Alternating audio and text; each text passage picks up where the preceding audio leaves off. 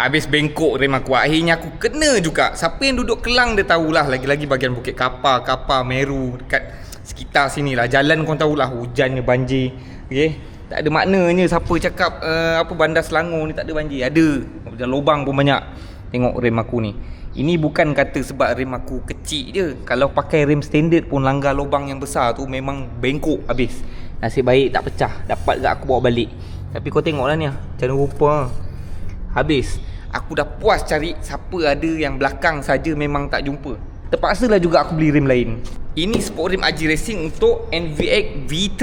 Tapi dia ada keluarkan juga untuk Nova 160 ataupun AX200 PMP saja. Aku jarang nak pakai barang Aji Racing ni sebab aku tak berapa nak minat. Tapi kali ni aku minat sebab cutting sport rim dia ni cantik. Tengok design rem dia. Okay, mantap kan?